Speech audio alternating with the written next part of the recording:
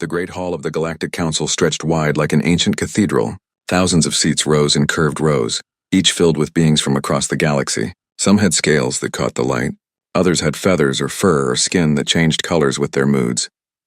At the center of it all sat Ambassador Sarah Chen, the only human in the massive room. She looked small in her simple black suit, her hands folded on the table before her. Around her, empty chairs marked where other human diplomats had sat just hours before. They had been asked to leave. Only she remained to hear the final judgment. The trial had lasted 3 months. Every day Sarah had listened as species after species accused humanity of crimes. They said humans hoarded technology, keeping the best inventions for themselves. They claimed human culture was spreading too fast, corrupting traditional ways of life. Worst of all, they argued that humans refused to follow proper galactic laws. Sarah remembered when it all started. 5 years ago, the Craxi Empire had complained that humans were advancing too quickly. The Velthron Consortium worried that human trade practices were too fair, making other species look bad. Small grievances had grown into formal charges. Now Counselor Prime Thexvar stood at the central podium.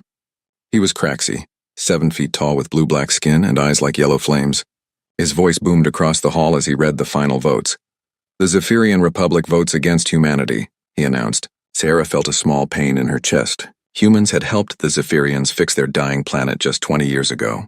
Before that, their world had been a frozen wasteland. The Kalari Collective votes against humanity. Another betrayal. Human doctors had saved the Kalari from a plague that would have killed billions. The cure still ran in special clinics on their homeworld. The Dothraki mining clans vote against humanity. Sarah almost smiled at this one. The Dothraki lived in asteroid colonies that humans had built for them. Every mining ship they used came from human designs. The votes kept coming. Species that humans had helped reach the stars. Worlds that humans had saved from disasters. Governments that humans had helped establish. One by one, they all voted the same way. 847 species voted against humanity. Only 3 voted in favor. The small Terran colonies that had no choice. 12 species abstained, probably too afraid to take sides. Thexvar's eyes gleamed with satisfaction as he announced the punishment. Humans would stop all research and development. Every human world would accept council oversight. The Terran Federation would pay reparations worth 60% of their entire economy for the next 100 years. These terms are final, Thexvar declared. Humanity will submit or face total isolation from galactic civilization. Sarah stood slowly. Every eye in the hall focused on her. Cameras broadcast her image across the galaxy. She looked around the room one last time, seeing faces that had once been friendly. Now they watched her with coldness or shame or eager anticipation. The Terran Federation acknowledges the Council's decision, she said. Her voice was quiet but clear. We will comply with all terms. A murmur ran through the crowd. Some seemed surprised by how easily she accepted their judgment. Others looked disappointed, as if they had wanted a fight. Sarah picked up her small briefcase and walked toward the exit, but at the door she turned back. Effective immediately, all human personnel will withdraw from non-human space, she announced. All human assets, technologies, and research will be removed from Council territories. We wish you well in your future endeavors. She left without waiting for questions. Behind her, the hall erupted in confused chatter. This was not what they had expected. They thought humans would beg for mercy or threaten revenge. Instead, Sarah Chen had simply agreed. In the Craxi section, Admiral Korthak frowned. Something felt wrong about this. Humans never gave up so easily. They were stubborn, always fighting for compromise and second chances. This calm acceptance worried him more than angry threats would have. In the Velthron Economic Zone, trader Prince Veltharn was already calculating profits. With humans gone, his consortium could raise prices on trade routes. Human shipping companies always undercut them with better efficiency and lower costs. Finally, they would be eliminated. Chancellor Veltar of the Zephyrian Republic felt a moment of doubt. The human terraforming teams had been working on atmospheric adjustments for years. But surely his own people could handle such simple maintenance work. How hard could it be? On the medical station orbiting Kalari Prime, Dr. Zix Hala was reviewing treatment schedules when an emergency message appeared on his screen. All human medical staff would be leaving within 2 weeks. He stared at the message in confusion. The humans ran half the treatment protocols for genetic disorders. Who would replace them? Across the galaxy, similar messages appeared on screens and communication devices. Human teachers submitted resignation letters. Human engineers started packing their equipment. Human researchers began encrypting their databases. Most council members dismissed these actions as simple compliance. Humans were following orders, nothing more. But a few noticed something strange. The humans weren't angry or resentful. They worked with calm efficiency, as if they had been planning this withdrawal for years. On Earth, President Elizabeth Santos sat in her office reading reports. Communication requests were flooding in from across the galaxy. Some were from species demanding faster human compliance. Others seemed confused about exactly what the humans were taking with them. Her aide, James Morrison, knocked and entered. "Madam President, we're getting calls from the Nexus trade station. They want to know if our departure includes the quantum communication arrays." "All human technology," Santos replied firmly. The council was very clear about technological hoarding. "But those arrays handle 70% of galactic communications traffic." Santos smiled coldly. "Then I'm sure the council has backup systems in place." Similar conversations were happening on hundreds of human ships and stations. Humans packed their belongings with methodical care. They answered questions politely but offered no suggestions or alternatives. When pressed about what would happen after they left, humans simply stated that such decisions were now the council's responsibility. The Galactic News Network tried to frame the withdrawal as a victory for independence. "Galaxy finally free from human interference," read the headlines. But some reporters noticed troubling details in the footage. Humans were taking more than anyone had realized. Equipment that everyone assumed belonged to other species turned out to have human serial numbers. Software systems that seemed universal were actually human-designed and human-maintained. In the council chambers, Thexvar met with his closest advisors. The Craxi celebration had been loud and proud, but now reality was setting in. His military aide handed him a preliminary report on human assets. "Sir, we may have a problem," the aide said nervously. "The humans are taking their supply chain management software. Our logistics division says that handles 47% of our shipping calculations." Thexvar waved dismissively. "We'll build our own systems. How difficult can human software be?" But doubt was creeping into other minds. On Harmony Station, the galaxy's largest trade hub, station manager Crix noticed that the departure schedules were becoming chaotic. The humans who had quietly managed traffic flow for decades were gone. Ships that used to dock smoothly now waited in long, confused lines. The withdrawal continued with relentless politeness. Humans smiled, shook hands, and wished their former colleagues well. They left behind no sabotage, no hidden problems, no angry messages. They simply left. And as they left, the galaxy began to realize that maybe, just maybe, they had made a terrible mistake. Dr. Marcus Webb sealed the last container of research samples and looked around his laboratory one final time. For 8 years, this xenobiology lab on Crossroads Station had been his second home. The walls were covered with charts showing genetic patterns from dozens of species. Equipment hummed quietly in the background, analyzing samples that might hold cures for diseases affecting millions of beings across the galaxy. His research partner, Zixhala, stood in the doorway watching him pack. The Velthari scientist's skin had turned a pale blue color that Marcus recognized as deep sadness. "You cannot be serious about leaving," Zix said, his forearms gesturing frantically. "Our cancer research is so close to breakthrough. 6 months, maybe less, and we will have treatment that works on all species." Marcus paused while sealing a data core.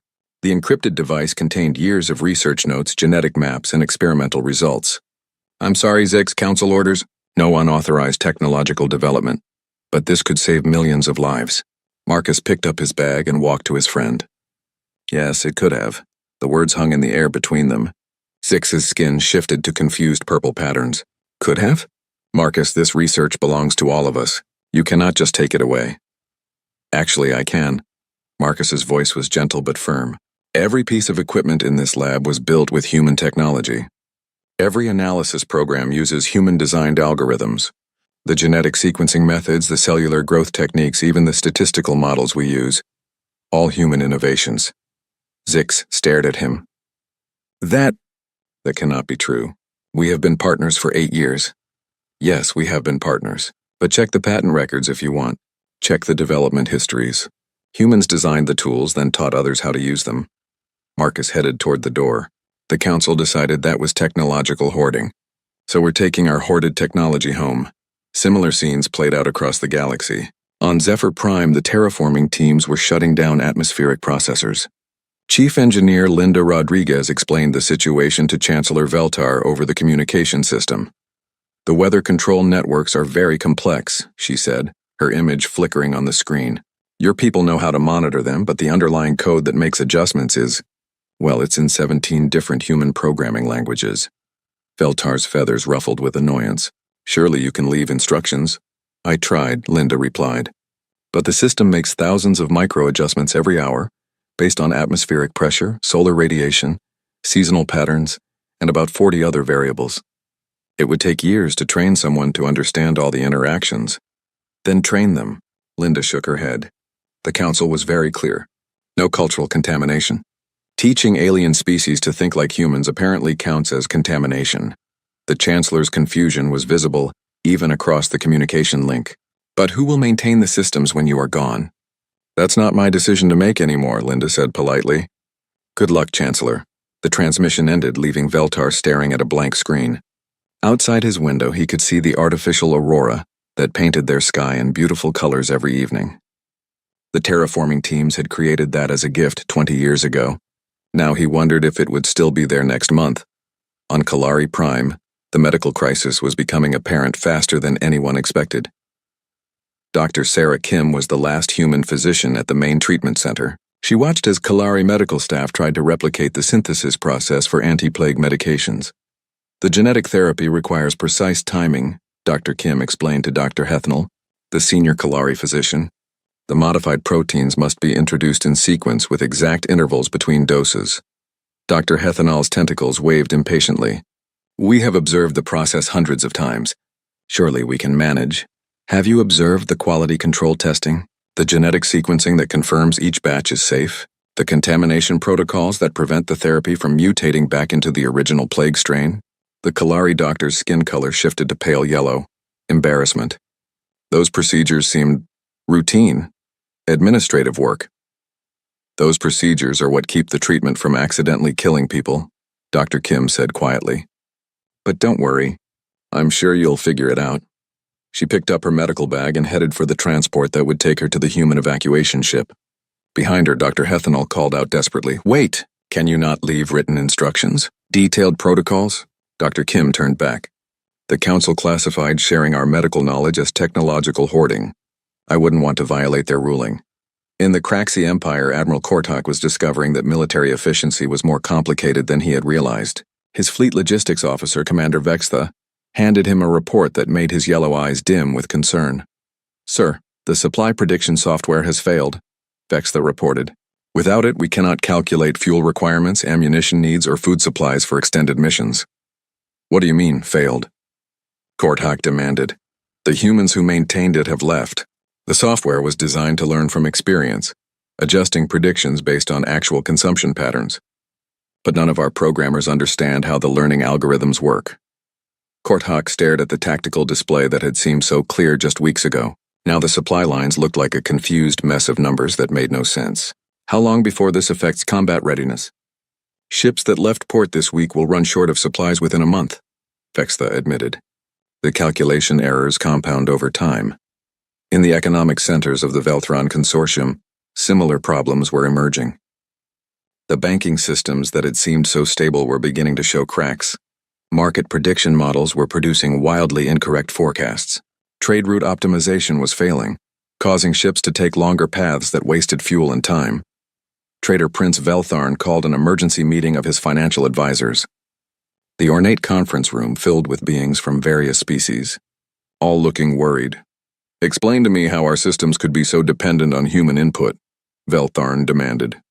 His chief economist, a nervous Thetheran named Pexril, consulted his datapad.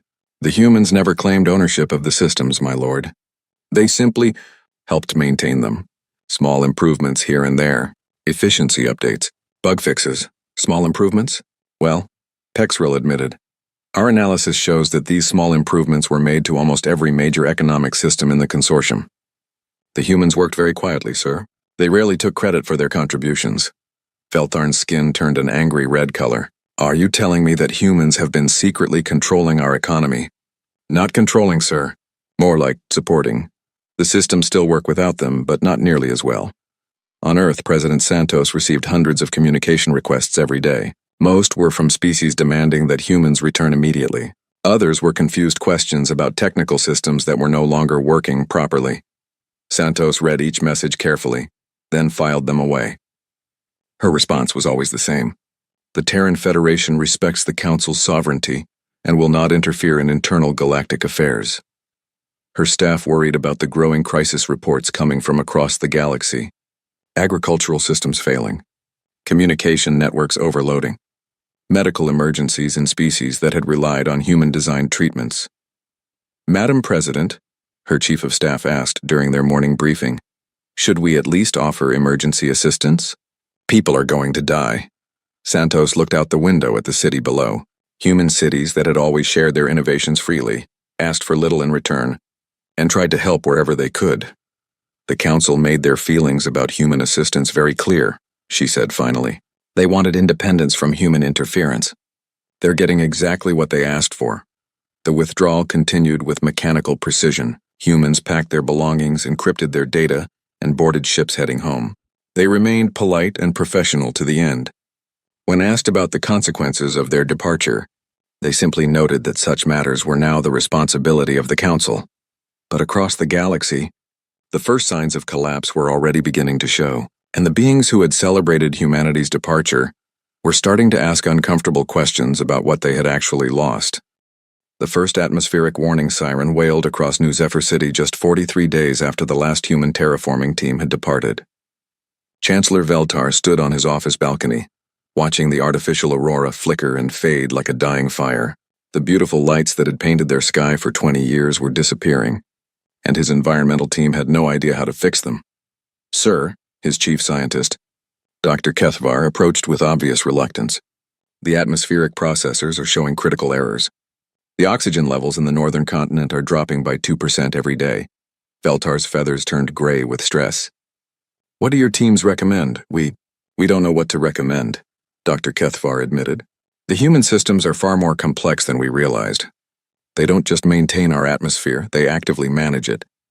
Every weather pattern, every seasonal change, every solar storm requires thousands of tiny adjustments. The Chancellor stared at the flickering sky. His people had been so proud to see the humans leave. Finally, they would control their own destiny. Now that destiny was suffocating them. How long before the atmosphere becomes unbreathable?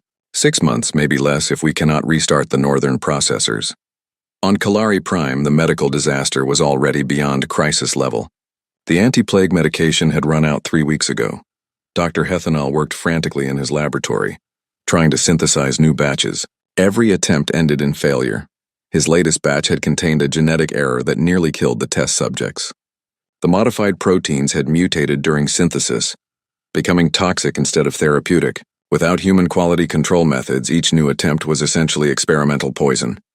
Doctor, his assistant called from across the lab. We have 17 new plague cases reported this morning. The infection rate is accelerating. Dr. Hethanol's tentacles trembled with exhaustion and fear. Continue with standard isolation procedures. That is all we can do. But they both knew that isolation would only slow the spread. Without the genetic therapy, the plague would eventually break free and sweep across their world again. The disease that humans had controlled for 30 years was coming back with a vengeance. In the depths of space, Admiral Korthak stared at a tactical display that made no sense anymore. His fleet had suffered 3 defeats in the past month against pirates they used to crush easily. The latest disaster involved the proud battleship Dominator, which now drifted helplessly in space with critical system failures. Report, he ordered his chief engineer. Commander Thekval approached with visible reluctance. Sir, the quantum drive initialization sequence has failed again. The ship is trapped in normal space until we can restart the system. What is preventing restart?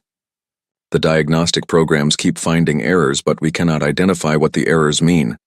The human documentation references cultural concepts and mathematical theories that we do not understand. Korthak's yellow eyes flared with frustration. Give me an example. Thekval consulted his datapad. The main error message says, coffee break protocol failed. Insufficient caffeine detected in primary matrix. We have no idea what caffeine is or why the quantum drive would need it. The Admiral realized with growing horror that human engineers had not just built their systems, they had built them to think like humans. References to human culture, Humor and even dietary preferences were embedded in the most critical technologies. How many ships in the fleet are affected? All of them, sir. Every ship with human upgraded systems is experiencing similar problems. On Harmony Station, chaos ruled the docking bays. Station Manager Crix watched helplessly as ships collided in slow motion, their navigation systems unable to coordinate proper approach vectors. The beautiful ballet of interstellar traffic that he had taken for granted was now a dangerous mess. Manager Crix, his traffic controller, called urgently. The Velthron luxury liner Prosperity is requesting emergency docking. They've been waiting in queue for 18 hours. Crix looked at the display showing hundreds of ships orbiting the station in confused patterns. Without human traffic management systems, even simple docking had become a nightmare. Tell them to wait their turn like everyone else, he said wearily. Sir, they're threatening to dock without permission. Then activate defense systems. Defense systems are offline. The targeting computers use human battle algorithms that we cannot access. Crix felt a cold realization wash over him. The station that served as the galaxy's busiest trade hub was essentially defenseless and blind. If ships decided to ignore traffic control, there was nothing he could do to stop them.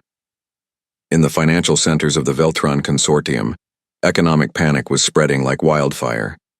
Trader Prince Veltharn paced his office while his advisors delivered increasingly dire reports. My lord, his chief economist announced, the quantum futures market has collapsed completely. Our prediction algorithms are producing negative probability calculations. What does that even mean? Veltharn demanded. It means the system is predicting that transactions have a less than zero chance of occurring, the economist explained helplessly, which is mathematically impossible, but the computers insist the calculations are correct. Stock prices swung wildly as automated trading systems made decisions based on faulty data. Supply chain management had become pure guesswork. Even simple banking transactions were taking hours to process as the network struggled with computational errors. Sir, another advisor interrupted.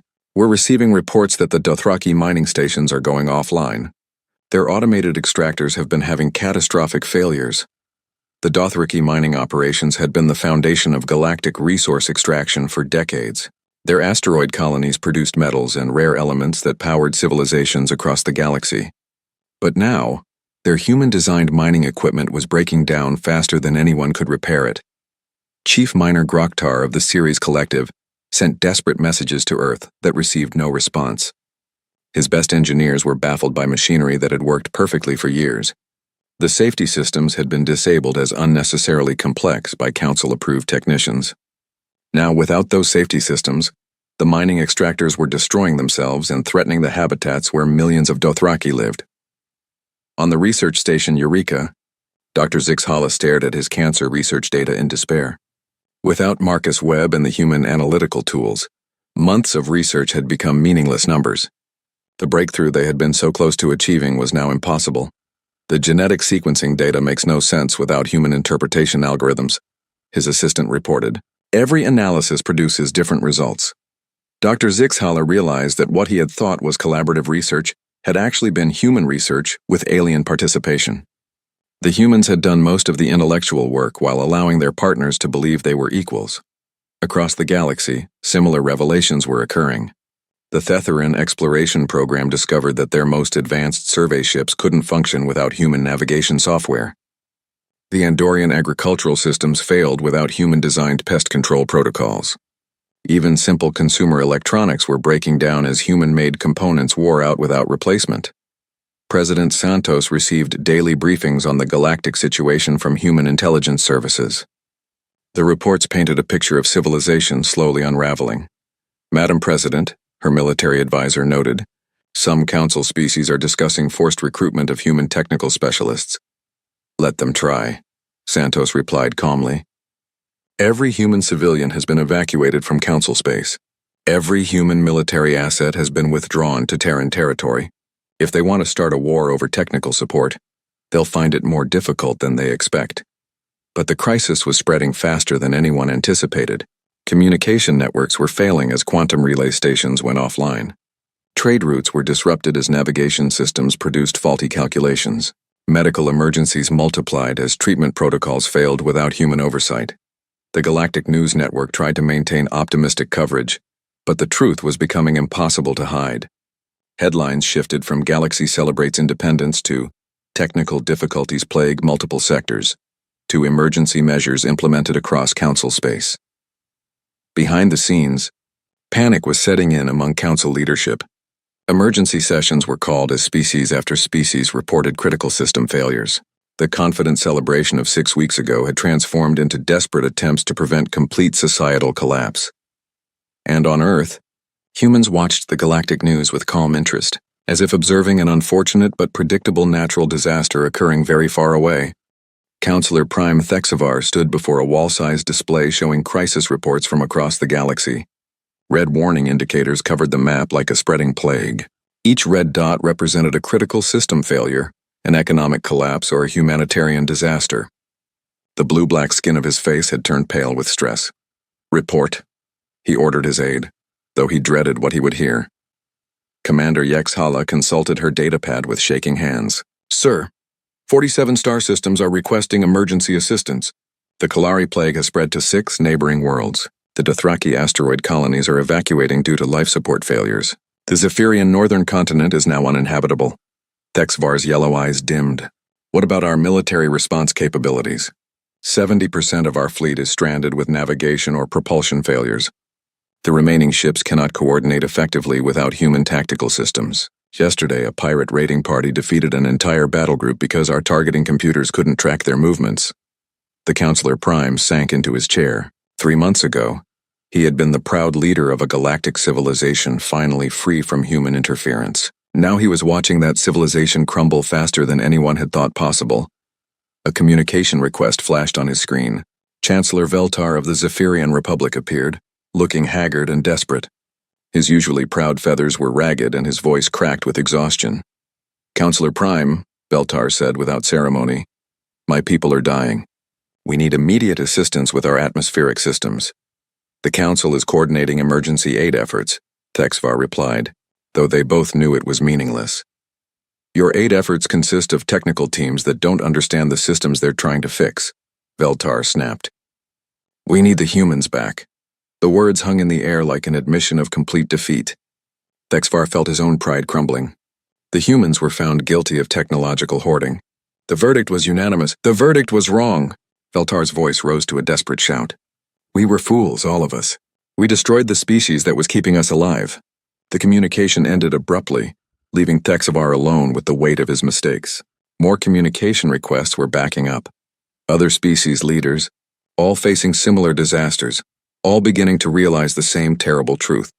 On Kalari Prime, Dr. Hethanol worked frantically in his laboratory as emergency sirens wailed across the medical district. The plague outbreak had reached critical mass. His people were dying faster than they could count the bodies. "Doctor," his assistant called out in despair, "the latest synthesis attempt has failed again. The proteins are degrading before we can stabilize them." Dr. Hethanol threw his instruments across the lab in frustration. 30 years of human treatments and we learned nothing. How could we be so dependent without realizing it? He stared at the empty research stations where human doctors had worked alongside Kalari physicians. Those humans had always been modest about their contributions, always quick to share credit with their alien colleagues. Now he understood that their modesty had hidden the true extent of their expertise. A young medical student approached hesitantly. "Doctor, I found something in the old archives.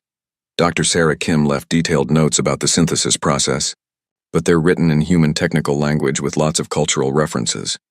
Dr. Hethanol grabbed the files eagerly, then felt his hope die as he read them. The notes were indeed detailed, but they assumed knowledge that the Kalari simply didn't have. References to Murphy's Law contingencies and grandmother's soup temperature protocols made no sense to alien minds. "It's not just the science," he realized aloud. "It's the way humans think about science. They embedded their culture into everything they built." In the Craxi Military Command Center, Admiral Korthak faced a situation that would have been humiliating if it weren't so catastrophic. His most advanced dreadnought, the pride of the Craxi fleet, was being towed home by a civilian cargo hauler because its quantum drives had failed completely. "Sir," his intelligence officer reported, "we've discovered something troubling in the archives. Human strategic advisors have been providing what we called supplementary analysis for over 50 years. Supplementary? Korthak's voice was dangerous. Sir, it appears that this supplementary analysis was actually correcting fundamental errors in our military doctrine. Our battle strategies, our fleet formations, our tactical algorithms, they were all flawed. The humans had been quietly fixing our mistakes without telling us. The Admiral stared at tactical displays that had once seemed brilliant. Now he could see the errors that human advisors had been silently correcting. Formations that looked impressive but left critical vulnerabilities. Attack patterns that seemed aggressive but wasted energy and resources. His people had been playing at war while humans did the real strategic thinking. How many battles did we win because of human corrections? The intelligence officer's voice was barely a whisper. All of them, sir. Every major victory in the past 50 years involved human strategic input. On Earth, President Santos sat in the Oval Office reading the latest reports from human intelligence services. The situation in Council space was deteriorating faster than even the most pessimistic projections had predicted. Madam President, her Chief of Staff announced, "We're receiving formal diplomatic requests from 17 Council species. They want to discuss the possibility of human technical assistance." "What kind of assistance?" Santos asked, though she already knew. "Everything. Medical support, infrastructure maintenance, military advisory services, economic consultation. They're offering significant payment and favorable trade agreements." Santos smiled coldly. "Inform them that the Terran Federation is currently reviewing its policies regarding technological sharing. Any discussions would need to begin with a formal acknowledgement that the original Council verdict was based on false charges." Her aide looked uncomfortable. "They're also threatening to seize human assets that were left behind and force human citizens to return." "Let them try," Santos replied calmly. "They'll find that human assets were more thoroughly integrated into their systems than they realized. Removing them incorrectly will cause even more damage. And as for forcing human citizens to return, they're welcome to try invading Terran space with broken ships and faulty targeting systems." The communication requests kept coming. Some were desperate pleas for help. Others were angry demands. A few contained thinly veiled threats. Santos read each one carefully, then filed them away with the same polite response. The Terran Federation was not currently accepting requests for technical assistance from Council members. On Harmony Station, complete chaos had taken hold. Manager Crix watched helplessly as two freight haulers collided in the main shipping lane, scattering cargo pods across space. Without human traffic control systems, the galaxy's busiest trade hub had become a deadly obstacle course. "Sir," his deputy reported with exhaustion, "we've had 37 collisions this week. Insurance companies are refusing to cover ships that dock here." Crix nodded wearily. The beautiful space station that had once been the crown jewel of galactic commerce was now avoided by sensible captains. Trade was grinding to a halt as shipping became too dangerous and expensive. What about the emergency repairs to the communication array? The Thetheran engineers say they need at least 6 months to understand the human quantum relay technology. Until then, we're limited to short-range communications. Isolation was becoming the norm across Council space. With communication networks failing and transportation becoming unreliable, each species was being forced back onto their own resources. The galactic civilization that had seemed so advanced and interconnected was fragmenting into isolated worlds, struggling to survive.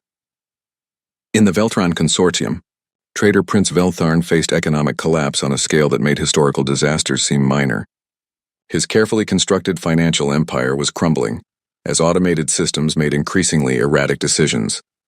"My lord," his chief economist reported, "the market prediction algorithms have started trading against themselves.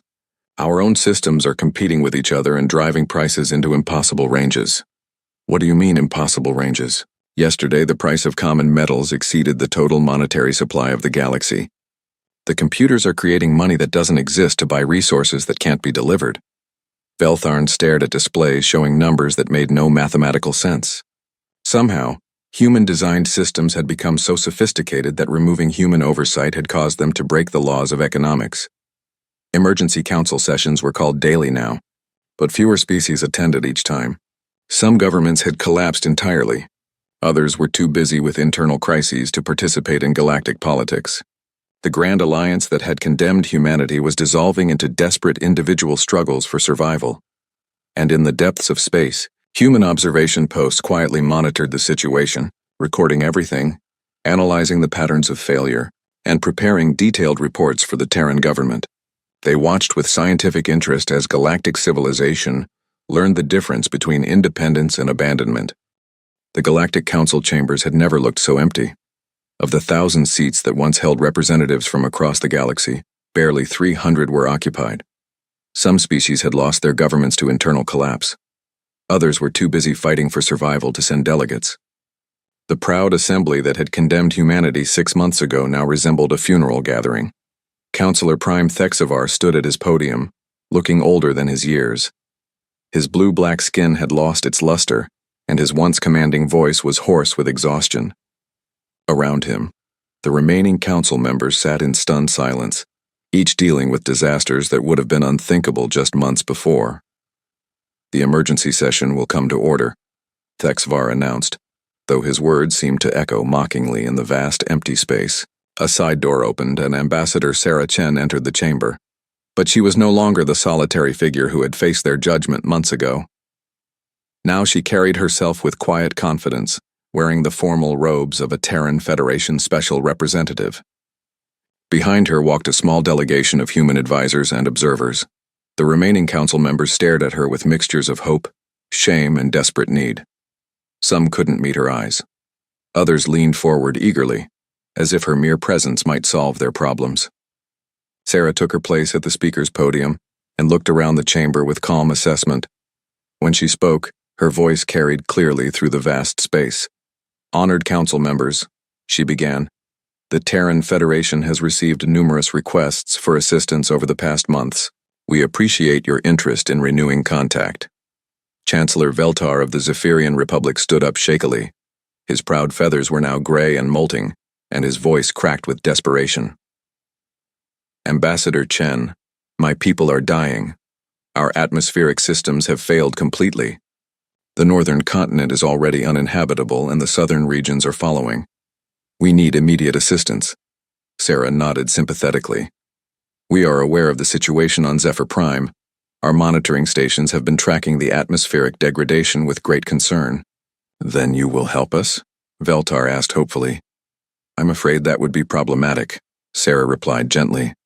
"The Galactic Council found the Terran Federation guilty of technological hoarding. Providing atmospheric management technology would seem to violate that ruling." A murmur of distress ran through the chamber. Admiral Korthak of the Kraxi military struggled to his feet, his yellow eyes dim with exhaustion. "Ambassador, surely emergency humanitarian aid is different from technological hoarding," he said desperately. Sarah consulted her tablet with calm efficiency. The original charges were quite specific: technological hoarding, cultural contamination, and refusing proper integration protocols. The Council voted 847 to 3 that humanity was guilty of these crimes. Dr. Hethanol, representing what remained of the Kalari medical authorities, called out from his seat. "But people are dying. The plague has spread to 12 worlds." "Yes," Sarah agreed sadly. "Our intelligence services report 237 separate famines, 46 ecological collapses, 18 economic crashes, and 47 military defeats by forces you used to handle easily. We have been monitoring the situation with great concern." Trader Prince Veltharn of the Velthran Consortium, his skin now a sickly pale color, spoke up desperately. "We were wrong, all of us. We see that now. Surely you can forgive our mistake." Sarah turned to face him directly. "Forgive? There's nothing to forgive. You made a democratic decision based on your assessment of the situation. The Terran Federation respects the sovereignty of the Galactic Council." "But you could help us," Manager Crix of Harmony Station pleaded. "Your technology could fix our problems in days." "Our technology," Sarah repeated thoughtfully. "Yes, that seems to be the core issue." She paused, looking around the chamber. "For 3 centuries, humanity tried to be good neighbors. We shared our knowledge freely, helped wherever we could, and asked for very little in return." She activated a holographic display that showed the galaxy as it had been 6 months ago. "We were careful to minimize our contributions to avoid triggering resentment. We took secondary credit to preserve your dignity. We worked behind the scenes to let you shine in the spotlight." The display shifted, showing the current state of galactic civilization. Red indicators marked failed systems across hundreds of worlds. "You wanted to prove you didn't need us. Congratulations, you've proved it." Her voice carried a weight of centuries of patience finally exhausted. What you've also proved is what happens when you don't have us. Counselor Prime Thexvar stepped forward, his pride visibly broken. What would it take for humanity to reconsider? What are your terms? Sarah smiled sadly. Terms? The Terran Federation isn't negotiating, Counselor Prime. We're stating facts. The Galactic Council found humanity guilty of serious crimes. Until those charges are formally rescinded and reparations are paid for the damages caused by our forced withdrawal, we see no basis for discussion. Reparations? Chancellor Veltar gasped. But we're the ones suffering. Yes, you are suffering, Sarah acknowledged.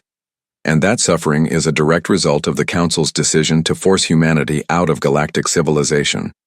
The economic damage alone exceeds 15 trillion galactic credits.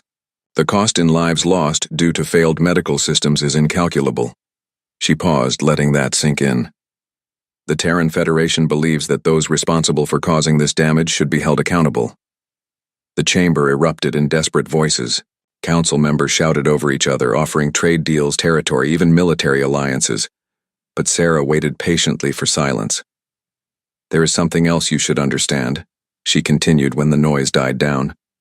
Humanity spent centuries learning to be subtle. We discovered that other species reacted poorly to human superiority, so we hid it. We made you think you were equals when you were actually dependents. The words hit the chamber like physical blows.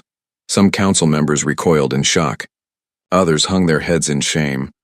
Every major technological advance in the past 2 centuries included human innovation. Every successful medical treatment used human research. Every stable economic system relied on human mathematical models. Every military victory was won with human strategic thinking. Sarah's voice grew more intense. But we let you believe you had done it yourselves. We wrote the programs, then taught you to use the interfaces. We designed the systems, then let you think you were operating them. We solved the problems, then let you announce the solutions. Dr. Zixhala, who had arrived from the research station, spoke up with dawning horror. The cancer research. Marcus did all the real work, didn't he? Dr. Webb and his team developed the theoretical framework, designed the experiments, and analyzed the results, Sarah confirmed. You helped with data collection and sample preparation. Important work, but not the intellectual foundation. The chamber fell into stunned silence as the full scope of their dependence became clear. They had not been equals working with humanity. They had been children playing with toys while adults did the real work. So what happens now? Thexvar asked quietly. Sarah looked around the chamber one final time. That depends on you. The Terran Federation has moved on. We're focusing on our own worlds, our own people, our own future. We've learned that the galaxy doesn't want human help. It wants to feel superior while secretly depending on human competence. She picked up her tablet and prepared to leave. If you want to change that dynamic, you know what needs to happen. Formal rescission of all charges, public acknowledgement that the original verdict was based on false premises, reparations for the damage caused by forced withdrawal. And then you'll help us? Veltar asked desperately. Sarah paused at the exit. Then we'll consider it. But understand, if humanity returns to galactic affairs, it will be as acknowledged leaders, not hidden helpers. No more pretending we're equals when we're not. No more letting you take credit for our work. No more hiding our contributions to spare your feelings. The chamber door closed behind her, leaving the council members to face the hardest decision in galactic history. They could swallow their pride, admit their complete dependence, and beg humanity to return as their acknowledged superiors. Or they could try to rebuild their civilization from the ruins of their own making. Outside, Sarah looked up at the stars that had once been filled with human ships working quietly to keep galactic civilization running. Now those stars seemed dimmer, sadder. But perhaps if the galaxy could learn humility, they might shine bright again. The choice was no longer humanity's to make.